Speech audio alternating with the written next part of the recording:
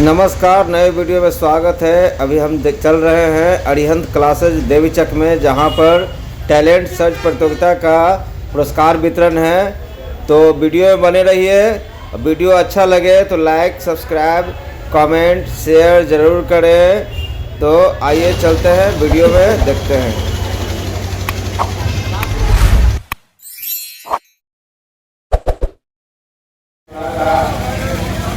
बच्चे क्या थे और क्या कार्यक्रम था उसके बारे में बताना चाहूँगा। मुख्य अतिथि के रूप में खतवा में जो का परीक्षा देने वाले छात्र छात्राएं हैं उन्हें अरिहंत क्लास के कैंपस की ओर से किया जाता है। तो अरिहंत क्लासेस की ओर से हर वर्ष जो है कि 10वीं वर्ग के छात्र एवं छात्राओं के लिए निःशुल्क क्विज का आयोजन किया जाता है, जिसमें कि बच्चे लोग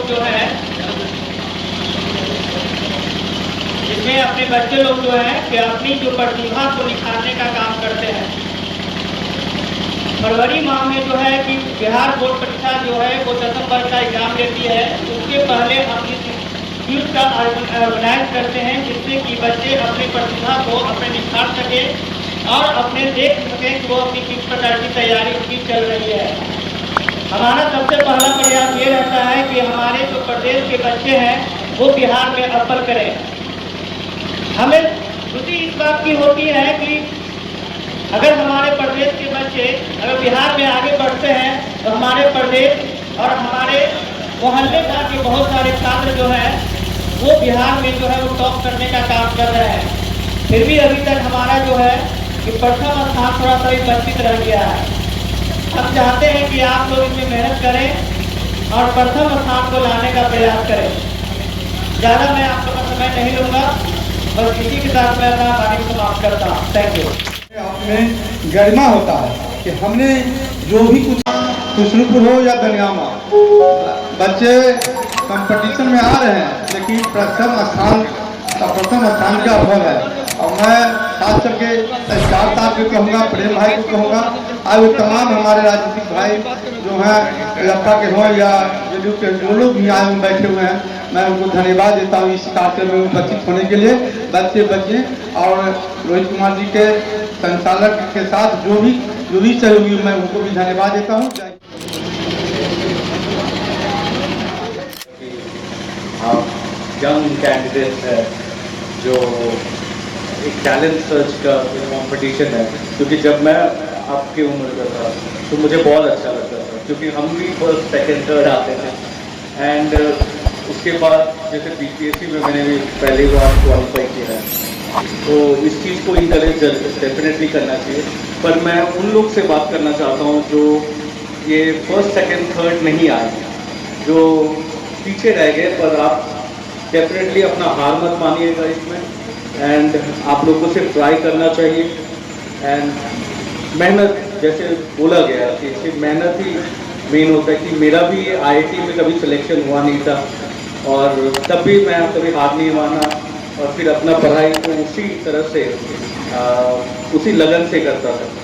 तो समय की कमी से मैं ज़्यादा नहीं बोल पाऊँगा, पर कॉन्ग्रेचुलेशन सभी लोग को जो जीते भी और जो थोड़े से पीछे रह गए। Thank you.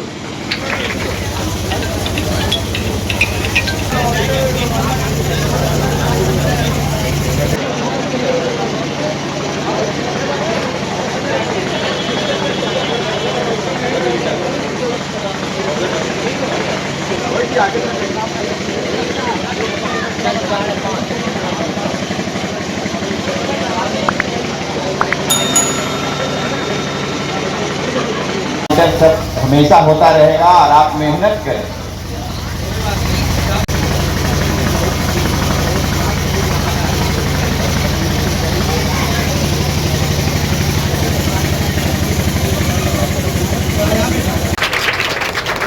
Prem sir, Jitendra uncle, Ranjit भैया, कल्याणपुर में होगा। वो कोई स्टूडेंट को गाइड करता हूँ, तो ये पहला मेरा विजिट है यहाँ पे अरिहंत क्लासेस। तो सबसे पहले धन्यवाद दूंगा अरिहंत टैलेंट इंस्टीट्यूट का जो इस तरीके का सर्च क्विज चलाते हैं। ये बहुत पहले से चला रहे हैं। जो 10th में स्टूडेंट हैं प्री बोर्ड जो दिए हैं और उन लोगों में से जो सबसे ज़्यादा प्रतिभापूर्ण है, सबसे ज़्यादा टैलेंटेड है, उसको प्राइज मिला। मीन्स ये अवार्ड दे करके प्रोत्साहित करते हैं कि आप आगे और हमारे सामाजिक जो एलजेपी के लीडर हैं रंजीत यादव जी और हमारे अरिहंत क्लासेस के जितने भी छात्र छात्राएं और आए हुए उपस्थित उनके अभिभावक सभी को मैं तहे दिल से धन्यवाद और हार्दिक अभिनंदन करता हूं। बहुत खुशी होती है कि फतुहा का नाम हम लोग पेपर में पढ़ते हैं, सोशल मीडिया पे सुनते हैं, देखते हैं। आज हमारे ही मोहल्ला का कुछ दिन पहले ऋषिता स्नेह ने बीपीएससी में रैंक लाकर आज डीएसपी रैंक पे चली गई है। उनको माननीय मुख्यमंत्री जी ने बुलाकर और उनको सम्मानित किया। बहुत अच्छा लगा कि हमारे फतुहा एक जहां हम लोग रहते हैं, मेरे मोहल्ले का एक लड़की है जो राजेश जायसवाल उर्फ राजू जायसवाल जी का बच्ची है। हमको बहुत खुशी हुआ कि आज बिहार का एक ऐसे जो सम्मानित मुख्यमंत्री उनको सम्मानित कर और उनका गौरवान्वित किया। इसीलिए हम चाहते हैं कि जितने भी छात्र छात्राएं हैं लगन लगाकर पढ़ें, क्योंकि अभी सर बताया कि सोशल मीडिया पे लोग भटक जाते हैं। बिल्कुल सही बात है, हम लोग भी भटकते हैं, लेकिन कुछ टाइम देखते हुए तो भटकना नहीं है, हमको सिर्फ पढ़ना है। घर जाए, घर से आए तो सिर्फ क्लास आए, इधर उधर का बातें ना करें, कहीं पे किसी तरह का एंटरटेनमेंट नहीं करें। उसके लिए गार्जियन को बोलिए, गार्जियन आपको सब जगह ले जाएंगे, घुमाएंगे फिराएंगे और इधर उधर न जाएं। तो पढ़ाई एक ऐसा चीज है कि हमारा राज्य जो प्रदेश बोलते हैं, प्रदेश में जो अप्पल लाते हैं वो भारत देश में झंडा लहराते हैं।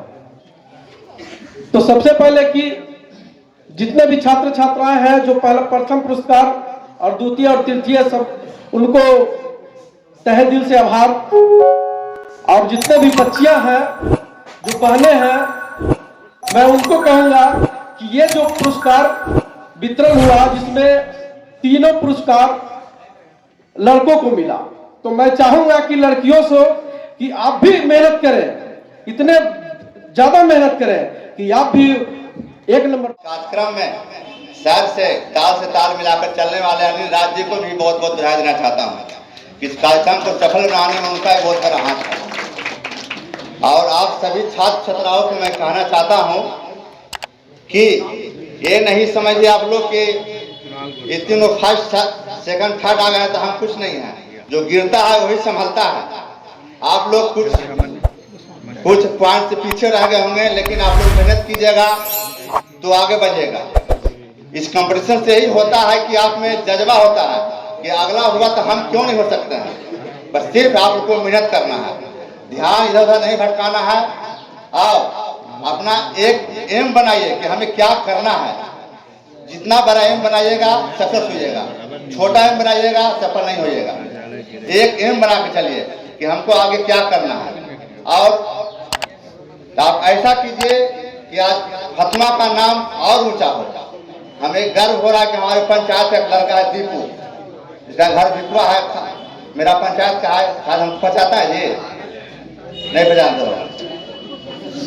हमको गर्व हुआ कि मेरी पंचायत का एक लड़का है दीपू, सेकंड लाया है। इसी तरह से आप लोग लाइएगा, फतुहा का लाइएगा तो हम लोग का अच्छा लगेगा। आप ही लोग देश का भविष्य हैं, आप ही लोग पर देश आगे है। और इसी सब चंद शब्दों के साथ मैं अपनी वाणी को समाप्त करता हूँ और नए वर्ष की हार्दिक बधाई और शुभकामनाएं देता हूँ। एक चीज और हम कहना चाहेंगे कि अभी जो कंपटीशन हम लोगों का हुआ है, जिसमें ये बार बार बोला जा रहा है खुशरूपुर, दनियामा, फतुहा, तो सर भी सब लोग बुद्धिजीवी लोग बैठे हुए हैं, हम लोग के सीनियर्स लोग। तो कंपटीशन एक चीज और का है कि जैसे कि हम लोग आगे स्टेप पे बढ़ते हैं फतुआ दरियामा अरे खुसरूपुर गोल हो जाएगा, फिर कहेंगे कि कहाँ के हो आप, तो पता चलेगा पटना जिला के हो। फिर आगे बढ़ोगे, कहाँ से हो, बिहार के हो गए। अगर देश लेवल पर कंपटीशन है तो बिहार के हो गए। फिर वर्ल्ड पे चले गए, कहाँ के हो तुम, तो भारत के। तो ऑलवेज बी ए इंडियन, ठीक है ना। सभी लोग यहाँ पे भाई बहन है, सभी लोग भाई है सब लोग। तो प्लीज ये चीज को आगे मेंटेन करना है कि जैसे जैसे अप होना है, उस चीज को ये नहीं सोचना है कि हम खुसरूपुर, हम फतुआ और हम दरियामा के हैं। तो अब हम लोगों के बीच हम लोगों के सीनियर गुरुजी अभिजीत सर से निवेदन है कि वो हम लोग के बीच मंच पे आए और स्टूडेंट्स को साथ साथ हम सभी लोगों को अपनी बातों से लाभान्वित करें। अभिजीत सर, जोरदार तालियों के साथ। उपस्थित सभी छात्र छात्राएं एवं इस कोचिंग के इस कंपटीशन को में सहयोग करने वाले सभी भाई बंधु, मैं सभी लोगों का आभार व्यक्त करता हूं। मैंने पिछले दिनों भी कहा था, पिछले कंपटीशन में भी कहा था, आज फिर मैं दोहरा रहा हूं कि जब तक आप अपने अंदर जज्बा पैदा नहीं करेंगे तब तक आगे नहीं बढ़ेंगे। अभी थोड़ी देर पहले मोबाइल की बात हो रही थी। मैं समझता हूं हर लोग की अपनी अपनी सोच होती है और मैं समझता हूं कि मोबाइल कोई गलत नहीं है, लेकिन अति हर चीज का गलत होता है। वर्तमान जो दौर चल रहा है, जो मैं देख रहा हूं, उसमें मोबाइल की भूमिका पढ़ाई के क्षेत्र में काफी बढ़ गई है। लेकिन यहाँ शर्त यही है कि आप पढ़ाई तक ही मोबाइल को सीमित रखें। पढ़ाई के को छोड़कर मोबाइल में अगर आप और कुछ भी देखना चाहेंगे तो बहुत कुछ मिलेगा, लेकिन वो आपको गलत रास्ते पे लेके चला जाएगा। इसलिए मोबाइल का यूज कीजिए पढ़ाई के क्षेत्र में, लेकिन उतना ही जितना आवश्यक है। इसके अलावा मैं और भी कहूंगा आपसे कि इस तरह का कहीं भी कंपटीशन होता है, अगर आपके नॉलेज में आता है तो आप निश्चित रूप से जाकर वहां भाग लीजिए। ये तो निश्चित है कि जब दो आदमी कुश्ती लड़ेंगे तो एक ही जीतेगा, ऐसा नहीं कि दोनों जीतेगा।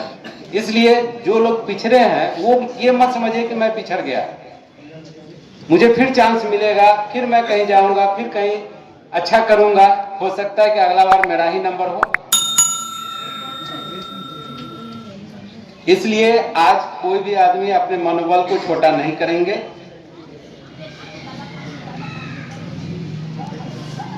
मेरा प्रयास है कि इस तरह की और भी कंपटीशन फतुआ में हो सकता है कि आने वाले समय में एक और कंपटीशन बहुत जल्दी ऑर्गेनाइज हो।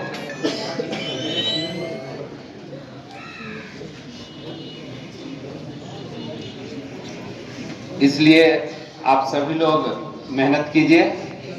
अगले वर्ष के लिए अगर आपके घर में छोटे बच्चे हैं जो इस अगली बार 10th में जाएंगे, उनको अभी से आप गाइड करें कि अगर इस तरह की अगला कंपटीशन होता है तो उसमें वो लोग निश्चित रूप से भाग लें।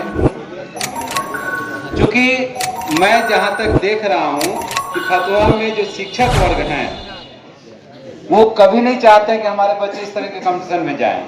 अधिकांश शिक्षकों को मैं यही देख रहा हूं।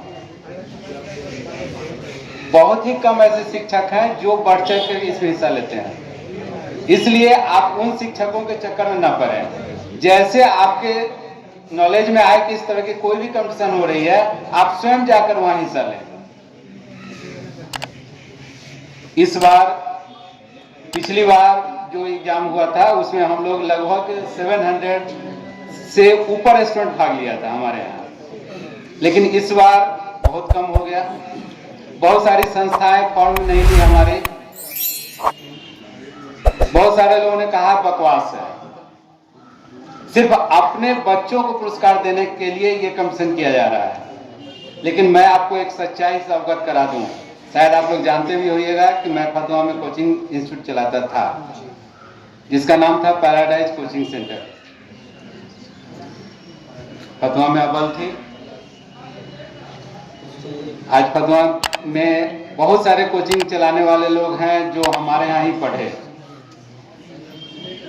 मुझे किसी खास कारण बस कोचिंग बंद करना पड़ा इस वर्ष। तो हमने ये देखा कि बहुत सारे लोग हैं जो नहीं चाहते हैं कि हमारे बच्चे जाएं कंपटीशन में। तो हमें जो एहसास होता है उसका यही है कि उन लोगों को लगता है कि हमारा बच्चा जाएगा, नहीं पास करेगा, अच्छा मार्क्स नहीं लाएगा तो हमारी बदनामी होगी। तो ऐसी बात नहीं है। मैं उन लोगों को एक बार फिर आगाह कर रहा हूं इस मंच से कि नहीं, आप अपने बच्चे को भेजिए, बच्चों को प्रोत्साहित कीजिए। जब तक वो लड़ेगा नहीं तब तक आगे नहीं बढ़ेगा। इस कंपटीशन के माध्यम से हम लोगों ने ये प्रयास किया कि आप लोगों की अगली लड़ाई जो जीवन में बहुत ही महत्वपूर्ण है वो है मैट्रिक का एग्जाम, जो आपके जीवन की पहली सीढ़ी है। उस सीढ़ी को आप कैसे लड़ेंगे उसके लिए ये तैयारी का एक मौका था। लेकिन जिन लोगों ने इस मौके का लाभ नहीं उठाया वो उनको बाद में पता चलेगा कि हमने कितनी बड़ी गलती की। और जो लोग इसमें बैठे हैं इस कंपटीशन में भले पास ना किए हों, लेकिन उनको एहसास हुआ होगा कि हमारी तैयारी में क्या कमी रह गई।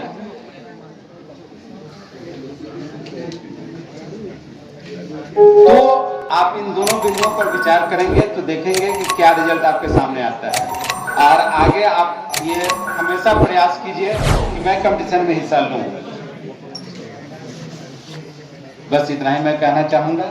आपको पता होगा कुछ दिनों पहले हम लोग के यहाँ पूरे वर्ल्ड में कोविड आया था। तो कोविड में जब सब लोग घर में बंद थे तब जो काम कर रहे थे उनको सोशल वर्कर, कोविड वर्कर के वर्कर और वॉरियर्स के रूप में हम लोग जानते हैं। तो फतुहा में जो लोग सर्व कर रहे थे उनमें से एक हम लोग के बीच है अनिल भैया।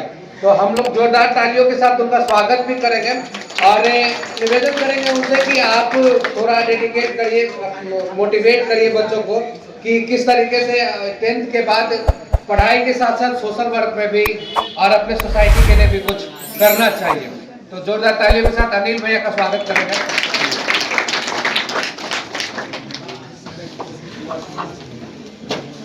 मंच पे बैठे मचासीन और मेरे प्यारे बच्चों, मैं सबसे पहले रोहित सर का बहुत बहुत बधाई देना चाहता हूं कि फतवा जैसे शहर में क्यूज का आयोजन किए और 600 बच्चे ने इसमें पार्टिसिपेट किया और कुछ बच्चे आगे आए और कुछ बच्चे कुछ अंक से पीछे रह गए। और मैं फतवा के लोगों को ये कहना चाहता हूँ कि इस तरह का आयोजन और सभी लोग करें कि जिससे फतवा का नाम रोशन भाग लेके परीक्षा का तैयारी करें और जब तैयारी करें तो वो परीक्षा में जब क्वेश्चन आए उसको सॉल्व करने में आसान हो और फतवा में अव्वल करें और बिहार का भी नाम रोशन करें। मैंने देखा है कि ऐसे टैलेंट सर्च जब क्यूज कराया जाता है या सामाजिक लोग कुछ बेहतर काम करते हैं तो यहाँ फतवा के लोग उसको सहयोग नहीं करते हैं। ये फतवा के दुर्भाग्य की बात है। यहाँ के गार्जियन हो या बच्चे हो या यहाँ के राजनीतिक लोग हो या प्रेस हो या अन्य जो भी हो, मैंने 8 तारीख का क्यूज में मैंने गार्ड का काम किया था। लोगों को देखा था कैसे लोग बच्चे लोग परीक्षा दे रहे हैं। उस समय मैंने फेसबुक पे सोशल मीडिया पे इसको पोस्ट किया, मगर लाइक करने से लोग डर रहे थे, जैसे इसको छुएंगे तो सांप है डस लेगा।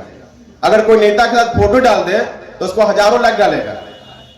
तो फतवा किस ओर जा रहा है उसको भी समझना पड़ेगा। और बच्चे लोगों के पास मैं ये इसलिए बोल रहा हूं क्योंकि जो पहले से हैं उसको तो मैंने जान चुका हूं, पर बच्चे को इसलिए मैं बताना चाह रहा हूं कि अच्छे चीज का समर्थन कीजिएगा तो फतवा बेहतर बनेगा और आपका भविष्य सुनहरा बनेगा। आज कॉलेज की स्थिति क्या है वो आप लोग से छुपी नहीं है। क्यों इस तरह की स्थिति है? क्योंकि यहाँ के लोग उस पर काम नहीं करते हैं, केवल फोटो खिंचाना चाहते हैं। फोटो से ही विकास समझते हैं लोग। कितने लोग ने इसको सराहा या पोस्ट किया या बधाई दिया कि रोहित सर ने टैलेंट सर्च का क्यूज कराया है। कितने टीचर ने तो अपने बच्चे को भेजा तक नहीं। मैं अभी किसी नेता विधायक, मैं सोशल वर्कर हूं, अगर मैं डाल दूं पिक तो लाइक कितना बढ़ेगा वो मुझे ही पता नहीं है। मगर मैंने सर का एक पोस्ट डाला तो लाइक का पता भी नहीं।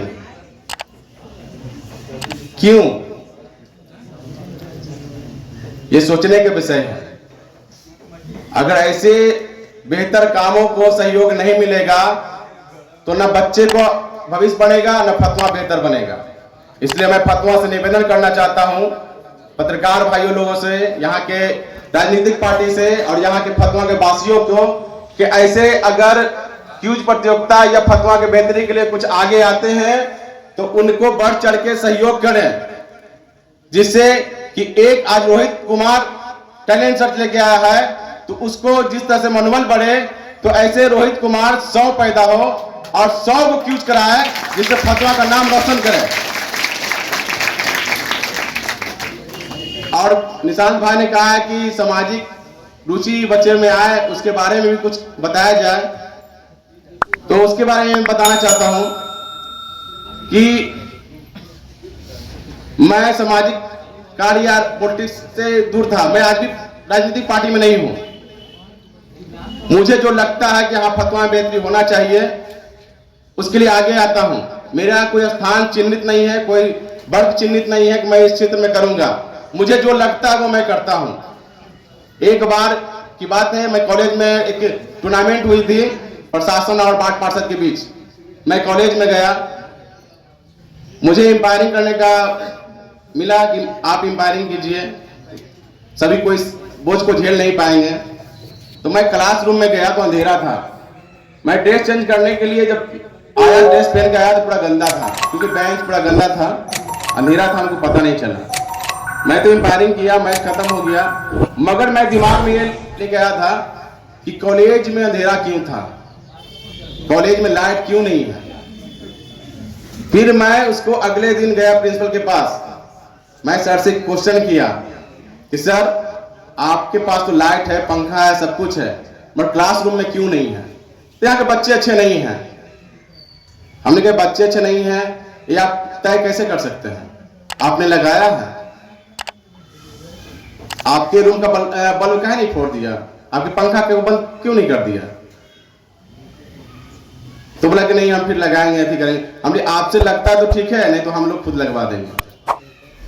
10 दिन के अंदर कॉलेज का रंग रोहन किया गया। हर क्लास में 4 पंखा और 4 मरकरी लगा और आज भी लगा हुआ है। तो लोगों को आगे आने की जरूरत है, डरने की नहीं है। अब पढ़ाई कोई पहाड़ नहीं है। अगर आपको पढ़ाई पहाड़ लगता है तो खुद को दशरथ माजी समझिए, जब तक तोड़ेंगे नहीं तब तक छोड़ेंगे नहीं। जिद को बनाइए, जिद होगा सब कुछ होगा। आज रेलवे ओवरब्रिज बना हुआ है फतवा में, व्हाट्सएप पे फेसबुक पे डेली लिखते थे पुल बनना चाहिए, पुल बनना चाहिए। और जब पुल बनाने की बारी आई है, लोग डीआरएम से मिलने की बारी आई, तो एक प्रेम सर थे ट्रेन पे मेरा इंतजार कर रहे थे, बाकी फतवा के वीर लोग सब सोए हुए थे। और उस दिन मैं 6 बजे भोर में हम और प्रेम सर दानापुर डीआरएम के पास गया। 10 बजे का टाइम था, उन्होंने हमको 4:30 बजे का मीटिंग दिया। 4:30 बजे मिला, मिलके आया, उन्होंने मेरे जज्बे को समझा और उन्हें कहा कि कितने लोग तो इतने दिन में चले जाते लौट के, नहीं मिल रहे तो चल जाएंगे, मगर तुम रुका। तो उन्होंने मेरा मार्गदर्शन किया। उसके बाद मैंने रेलवे प्लेटफॉर्म नंबर 3 पे धरना दिया। मेरे सहयोगी लोग साथ में रहे, राजन पासवान, सुधीर पासवान और भी बहुत लोग। और हम लोग एक टीम सोशल सर्विस नाम से एक संस्था भी चलाते हैं। और कई विधायकों सांसदों से लिखाने के बाद वो पुल बना। और हम लोग शो ऑफ नहीं करते हैं। आज निशांत भाई ने बोला तो बताने की मैंने चर्चा किया कि आप लोग भी वो चीज को जज्बा लाइए और फतवा का नाम ऊंचा कीजिए, फतवा को स्वच्छ बनाइए। इन्हीं चंद बातों को विराम देता हूं मैं। धन्यवाद। शुरू में तो मैंने अपना बहुत बात नहीं रख पाया। अभी मैं जो बात कर रहा हूँ सिर्फ स्टूडेंट लोगों से बात कर रहा हूँ। जब मैंने ये क्यूज का ऑर्गेनाइज किया था तो कई सारे से कर रहा हूँ, जिसमें कि बहुत सारे विद्यार्थी लोगों ने बढ़ चढ़कर हिस्सा लिया। लेकिन इस क्यूज में के बारे में कुछ मैं आपको बारे में बताना चाहता हूँ और आपके सामने इस प्रॉब्लम को रखते हुए मैं आप लोगों से ये राय लेता हूँ, सिर्फ बच्चे लोगों से। इसमें गार्जियन और टीचर से मुझे नहीं कुछ कहना है, सिर्फ बच्चे से उनसे बात करनी है कि इस प्रकार का जो क्यूज आयोजन किया गया, क्या इसमें बच्चों लोगों का कोई फायदा नहीं है? मैं आप लोगों से पूछ रहा हूँ, फायदा है ना? लेकिन फिर कुछ बच्चे ऐसे क्यों हैं जो हमें कुछ कॉल करके ये बोला गया कि कि सर आपने मेरा 3 घंटे का टाइम बर्बाद कर दिया। बच्चे जो कहते हैं कि मेरे 3 घंटे का टाइम बर्बाद कर दिए और मैं इस क्यूज के लिए 15 दिनों से लगातार परेशान हूँ। अगर किसी ने हमें नज़दीक से देखा होगा तो जो मैं सुबह से घर से निकला हूँ रात को मैं घर पे पहुँचता हूँ। तो मेरा टाइम नहीं था, लेकिन मैंने क्या सोचा कि नहीं, कुछ फतुआ, खुसरूपुर और दनिया में ये तीनों मेरे ही हैं, कोई अलग नहीं है। ये तीनों एक ही जगह है। मैं चाहता था कि बच्चे कुछ नया करें। आप बताइए, कोरोना काल में सभी लोगों ने बताया कि ऑनलाइन क्लासेस होनी चाहिए। मैं नहीं समझता हूं कि ऑनलाइन क्लासेस इतना सक्सेस किया होगा। शिक्षा को जब तक हम टीचर से फेस टू फेस नहीं होंगे, हम अपनी प्रॉब्लम को कैसे रखेंगे? हम बैठने का तरीका कैसे सीखेंगे? गर्ल्स और बॉयज एक साथ बैठता है, तो क्या ऑनलाइन क्लासेस में गर्ल्स और बॉयज के बीच बैठने का तरीका सिखाया जाएगा? वहाँ मैनर्स आपको पता चलेगा कि क्या मैनर्स आती है?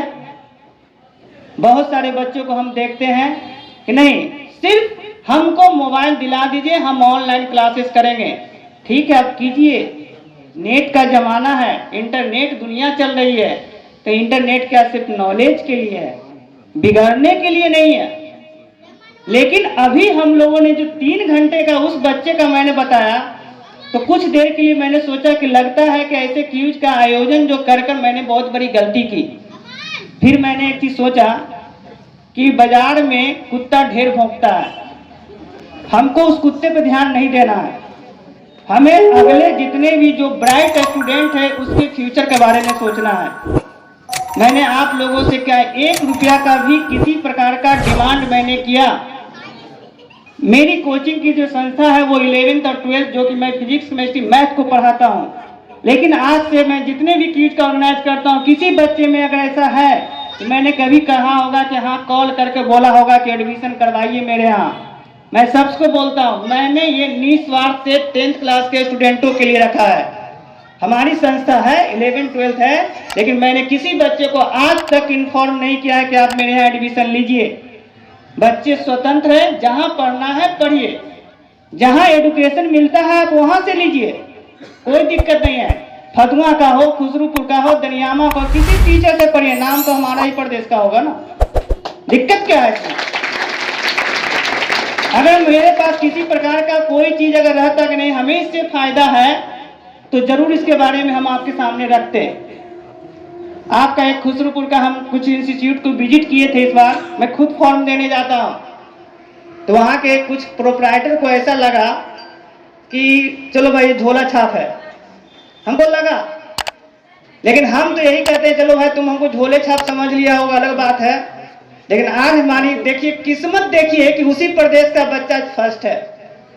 और जिस संस्था ने ऐसा सोचा होगा और जिस संस्था का ये बच्चा है, न चाहते वो 50,000 रुपया भी क्यों न लगा ले एडवर्टाइजिंग में, उसके ऐसा एडवर्टाइजिंग आज तक उसको कभी नहीं मिला होगा कि उसके इंस्टीट्यूट का बच्चा निकला है।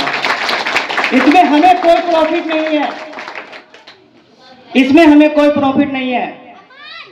इस कोचिंग का अगर कहीं पर भी देखा जाता होगा तो वहाँ एक हेड ऑफिस लिखा होता है मिलेनियम कॉन्वेंट। मिलेनियम कॉन्वेंट खुद जो है वो 10th क्लास तक के लिए इंस्टीट्यूट का प्रावधान रखती है।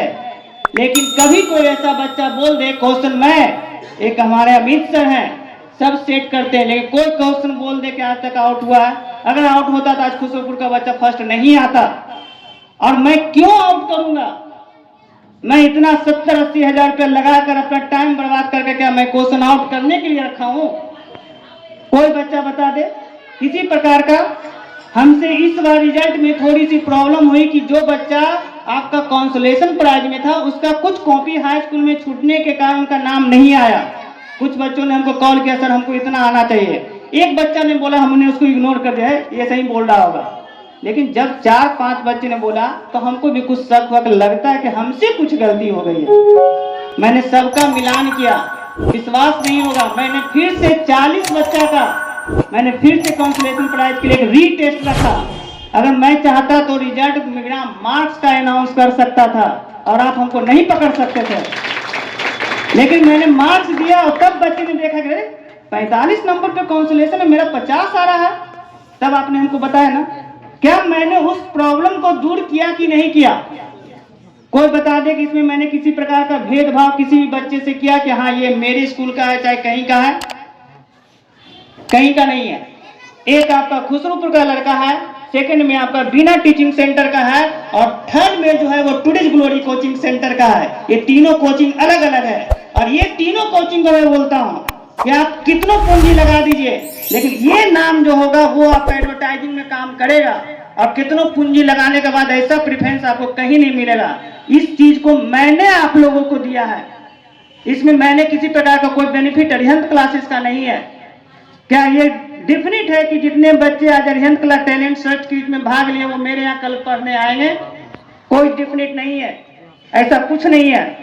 बच्चे स्वतंत्र पढ़िए, लेकिन अगर हम इस प्रकार का ऑर्गेनाइज करते हैं तो कम से कम उन कोचिंग संस्थाओं को तो मैं खुलकर चुनौती देता हूं कि अगर आपके बच्चे में टैलेंट आप उसको भर सकते हैं, अगर नहीं भी भर सकते हैं तो उसको बोलिए कि इस जगह जाए और अपना टैलेंट को खुद चेक करे। ऐसा नहीं है घर बैठा हुआ कोई आदमी विजेता नहीं होता है, उसके लिए हमको दौड़ना पड़ेगा, रेस में दौड़ना पड़ेगा, तब हम विजेता होंगे। मुझे किसी प्रकार से किसी से कोई शिकायत नहीं है, लेकिन हाँ ये बात जो होनी चाहिए वो स्टूडेंट को समझनी चाहिए कि उसको क्या करना है, आगे उसे कैसे चलना है। मैंने जो भी हमारे कोचिंग के जो हमारा सहयोग किया, जिसमें एक हमारे सोनू सर है, अमर सर जो है वो सर्वोदय के हैं, सोनू सर हमारे विजडम के हैं, टुडेज ग्लोरी जो है एक बिना टीचिंग सेंटर है ना, एक आपके हैं कुंडल सर हैं, गौतम कुंडल सिंह मार्केट में चलाते हैं। इन लोगों ने कोचिंग ने मेरा बहुत सपोर्ट किया है, और मैं इन लोग को तहे दिल से जो है वो आभार प्रकट करता हूं, और मैं आशा करता हूं कि उनकी कोचिंग संस्थाएं जो है वो दिन दुनी रात चौगनी मेहनत कराए और बच्चों को पास कराए। बस मैं इन्हीं कथनों के साथ अपना ठीक करता हूं, और आगे का जो है कंसोलेशन प्राइज को आगे डिस्ट्रीब्यूट करने के लिए भूषण सर को मैं आग्रह करता हूं।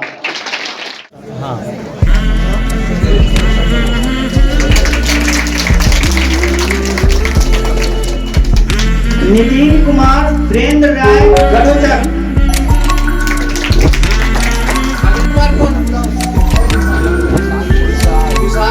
विशाल कुमार विनोद प्रसाद मौजीपुर,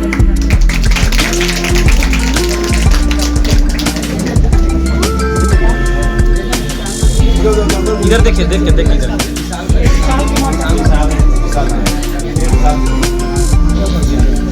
हाँ इधर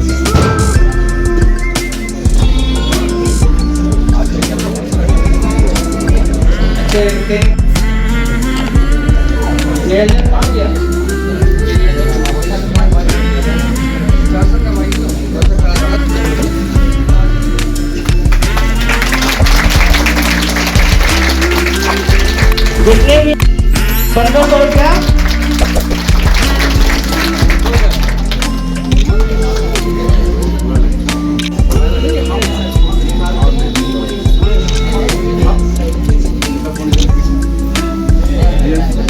बड़े भाई प्रेम बाबू,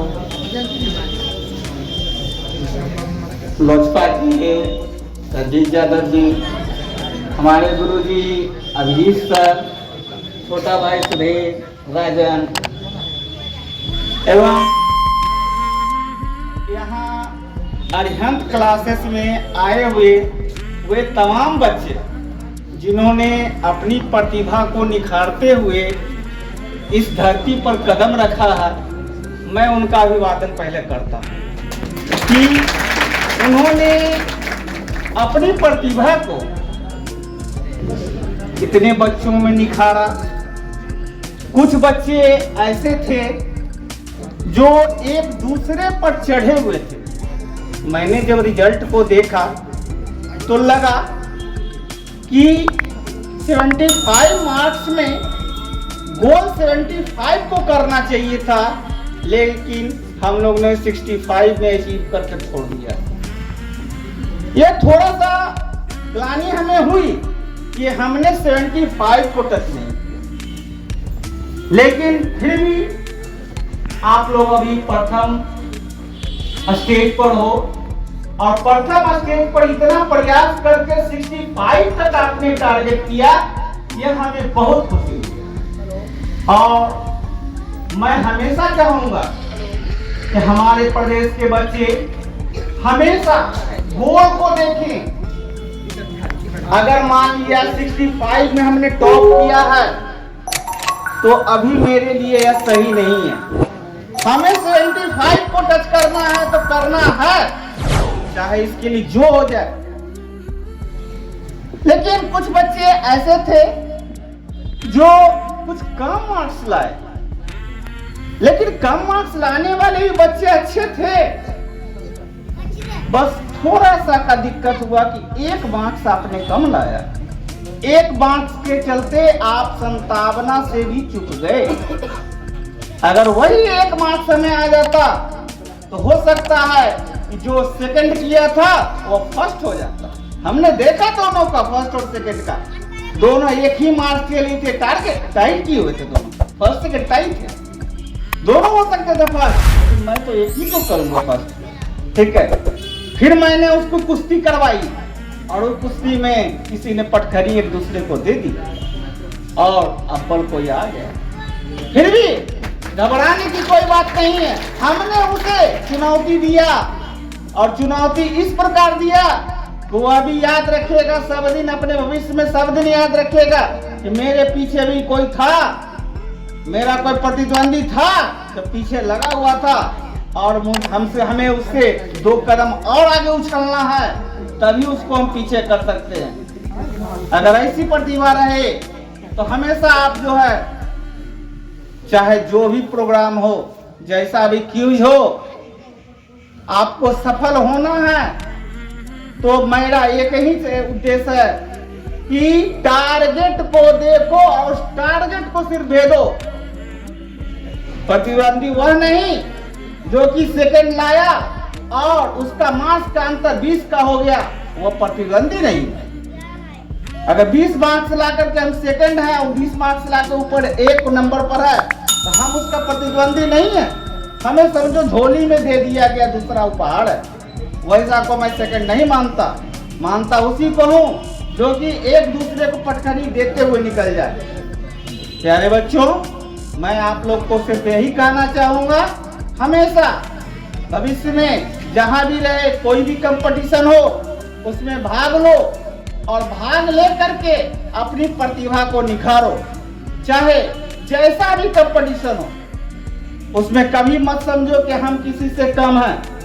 बस एक ही जो है मन में रखना, कहीं भी जाओ एक ही मन में रखना कि मैं सबसे अव्वल हूं तो हूं, मेरा कोई पीछा करने वाला नहीं है।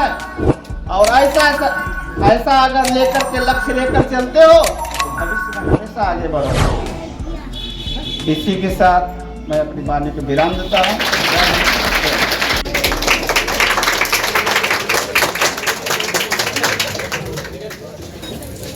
हमारे प्रिय मित्र छात्र नेता निशांत जी को रोहित जी सम्मानित करेंगे, जिन्होंने पटना का नाम रोशन किया है पटना यूनिवर्सिटी में।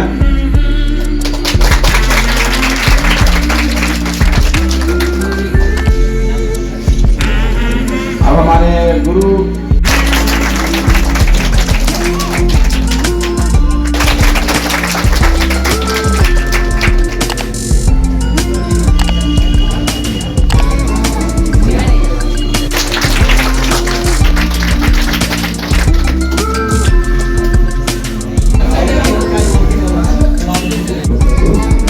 फाउंडेशन डाउन करेगा और कोई वातावरण के साथ जाना चाहता है 20 तारीख तक अप्लाई कर देंगे उसका।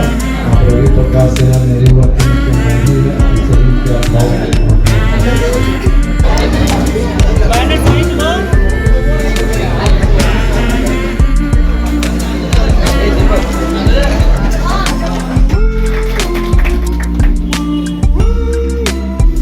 एक प्रतिभा के धनी काफ़ी अच्छा रहा और सभी अतिथियों का स्वागत करते हैं और इसी के साथ कार्यक्रम की समाप्ति हो जाती है। लेकिन जो जिनको भी पुरस्कार मिला वो रहेंगे, तो फोटो सेशन होगा और सभी का धन्यवाद। आप अपना परिचय बताइए। गौरव कुमार,